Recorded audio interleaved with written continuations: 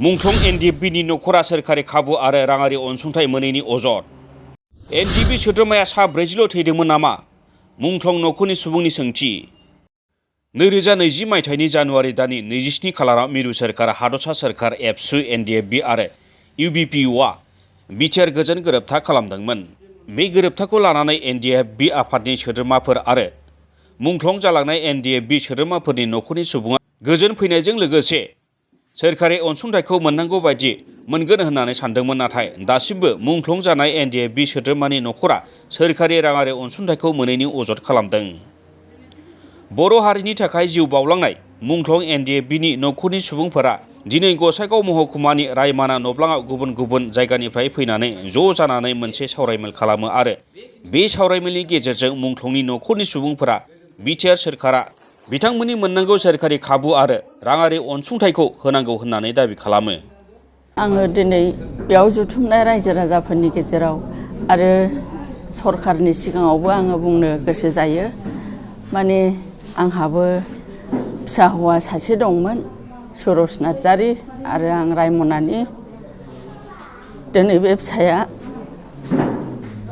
संसारनि बेबादि एनडिएफबि दावहायाव बे फिसाया गोमानानै थांबाय, थैनानै थांबाय। आरो आंहा सासे दंबावोमोन बिजामादै।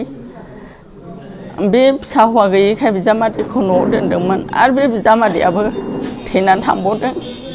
दा आंहा फिसौ हौवासा सासे दङ बिजामादैनि। दा बेबादिनो थैनायफोरनो बे 5 लाख थाखाखौ होगोन होननानै सरकारा बुंनायाव बिटिआर मोननायजों लोगोसे जों गोबां आसा खालायनानै लामा नायनानै दंमोन, नाथाय दासिमबो मोननो हायाखै। बिटिआर जानाय नखरनि मानसि आंहाबो बारे दुखु दं गोसोआव। मानोना आन्दलन जानायनि उनावहाय मा जाबाय, मोनसे बिटिआर सुक्ति जाबाय। बे सुक्ति नामा बिटिआर नाम होदों। बे बिटिआर सुक्ति मथे बे आन्दलनाव बिटिआर जानाय मानसिफ्रा गिबियावनो बिनि क्षतिपुरनखौ मोननांगौमोन। बे क्षतिपुरानो जादों एक्स-एसिया आरो नखरफायाव जायहा उपयुक्त मानसि दं बिसोरनो साख्रिखौ होथारनांगौमोन। दा बिटिआर सुक्तिनि उनाव बेसेबा गोबाव जालांबाय, अन्यान्य मानसिफ्रा मोनबाय, बिसोरनो होबाय। खिन्थु नैबे मार्टियार्सफोरनो होनांगौखौ दाबो बिटिआर सरकारा दाबो जेबो रायलायाखै आरो होगोन होननानै बुंबाय थानानै थगायनानै दोनदों। आरो बिनि सोमोन्दै बेखौ डिमान्ड खालामनो थाखायनो मोनसे एस'सिएसन दानो बाध्य जाबाय। बे एस'सिएसनानो बे डिमान्डखौ पर्यायक्रमे दफे दफे डिमान्डखौ होलांबाय थागोन। बे डिमान्ड मथे जोङो आसाम सरकार आरो बिटिआर सरकारनावबो थांगोन आरो मोजाङै लासै लासैनो एसडिसि अफिस आरो डिसि अफिस, बेनिफ्राय बिटिआर मावफुंसालियावबो जोङो बेखौ डिमान्डखौ होनो बाध्य जागोन। बे सम्पथिखौ गारनानै देशनि थाखाय, हादरनि थाखाय गाव जिउ गारदों। जिउ गारग्रोनायनि उनावसो बेबादिनो थाङै थाङै पर्यायक्रमे बिटिआर सुक्ति जादों। बेबादिसो लिडारफ्रा बे बिटिआर सुक्तिखौ सुबिदा मोनदों। बिसोर डिमान्ड खालामनो हादों। जुदि मार्टियार्स गैयामोनबा, मार्टियार्सआनो जाथाराखैमोनबा, बिसोरो सुक्तिनि थाखाय खुनुदिन डिमान्ड खालामनो हानायमोन जे बड'लेण्ड सुक्ति नांगौ, बिटिआर सुक्ति नांगौ होननानै खुनुदिन डिमान्ड खालामनो हायामोन। गतिके आङो अनुरद खालामदों, आं खावलायदों जोंनि बिटिआर सुक्ति बिथां प्रमद बर' आरो बिथां गबिन्द बसुमतारी बिथांमोना साननानै नायनांगौ। सेराव मोनहैखांनानै, गादिखौ मोनखांनानै जुदि गलामफोरखौ, गरिबफोरखौ गाज्रि मेगनजों नायोबा गादिया बारा गोबाव जोरा, बेखौ मिथिना लाखा। बेबादि गाज्रि बेबस्था खालामबा, गरिबफोरखौ सुसिबा आरो भबिष्यतआव देरसिन आन्दलन खालामनांगौबा आन्दलनाथ' खालामबावनांगोन। बिटिआरआ साफिसियेन्ट नङा, आन्दलन खालामबावनांगौ आरो मानसिखौ मोननाय नंला। आं बेखौनो होननानै दोनखाबाय, जोङो मालाबाबो जनानै थानाया, जों आन्दलनखौ खालामबाय थागोन। जों दिनैहाय रायमना कमिटि हलाव मोनसे मार्टियार्सफोरनि जोङो प्रग्राम खालामनाय जादों।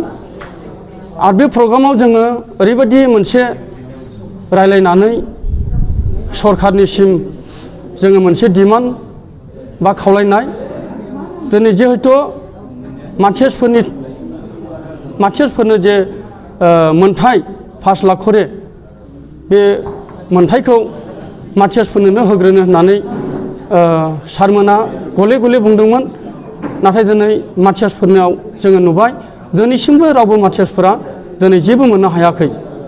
दा बेनिखायनो जोङो दिनै सारमोननिसिम जोङो मानसिया न'खरफोर ज' जानानै जोङो दिनै मोनसे रायमोना कमिटि हलाव जोङो मिटिं लानाय जादों। आरो बे मिटिंजों लोगोसे जोङो दिनै सरखारनिसिम जोङो खावलायनाया बेनो जिहेतु प्रमद सार बिथांनिसिम खावलायनाय बिथाङा जाहाथे गोख्रैनो जे एनडिएफबिनि मुङाव बा एनडिएफबिफोरा जायफोरा मुंख्लं जानानै थांनाय जेसेबांबो बिथांमोननि जे मोनथायखौ जाहाथे प्रमद सारा थाबैनो होनांगौ।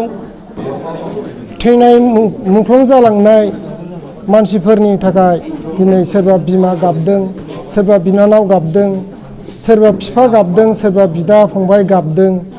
दिनै नोंसोर बै थांनाय समाव क'क्राझाराव मोनसे जोंना अमित शाह सारजों मोनसे जे नोंसोर मार्टियार्सनि मोनसे माबा गथायदोंमोन, चेक गथायदोंमोन, 40 जननि थाखाय चेक गथायदोंमोन। नाथाय बे एनडिएफबि सोमावसारनायाव, बड'लेण्ड सोमावसारनायाव एनडिएफबिआ दिनै 40 जनल' थैदोंमोन नामा सार? दिनै नोंसोर माखासेफोरखौ बबे खनायाव दोनखोमाखो, माखासेखौ बबे दैयाव फोजौहरखो, बेखौनो दिनै जोंनो नांगौ। दिनै जोङो बेखौनो दुखुजों दिनै बयबो जों बे मोनथाम मोनब्रै डिस्ट्रिक्टनि मानसिफोरजोंहाय दिनै बे रायमोना कमिटि हाउसआव दिनै जों बिसार जुथुमदों, दिनै एसेसन दादों। दिनै बे एसेसन मथेयै दिनै नों सारमोना दिनै गबिन्द सारमोनाबो दिनै गोख्रैनो जोङो बे फेब्रुवारि दानावनो बे जोंनि एनडिएफबि थैनायफोरनि अनसुंथाइखौ दिनै थाबैनो होनो सेस्था खालामनांगौ, थाबैनो दिनै होनायनि बेबस्थाखौ लानांगौ। हलावहाय जोङो दाब दाब जायगानिफ्राय गुबुन गुबुन डिस्ट्रिक्टनिफ्राय फैनानै जोङो नैबे रायमना कमिउनिटि हलाव जे जोङो सावरायनाया बेनो मार्टियार्स फेमिलिफोरनि जे मोनथाय, बे मोनथायखौ जोङो नुनो मोन्दों। दिनैसिमावहाय जोंनि बिटिआर सरकारा जेबो इनिसियेटिभ लायाखै आरो जोंनो माब्ला होगोन बेखौबो दासिमबो फाइनाल गैया।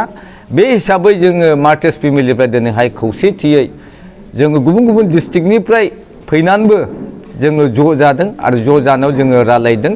जोंनि बे एक्स ग्रेसिया मार्टियार्स फेमिलिफोरनि एक्स ग्रेसिया जेराव जोंनि फिसाफोरनि, जोंनि फंबायफोरनि, बिनानावफोरनि थैनायजों बिटिआरआ मोनसे सोरजिजादों।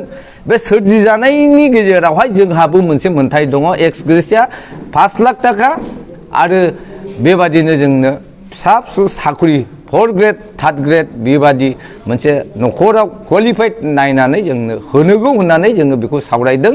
आरो सावरायनायजों लोगोसे जोङो सरकारनावहाय आपिल खालामदों जे बिथांमोना जोंनो बेखौहाय गोख्रैनो होयो। आरो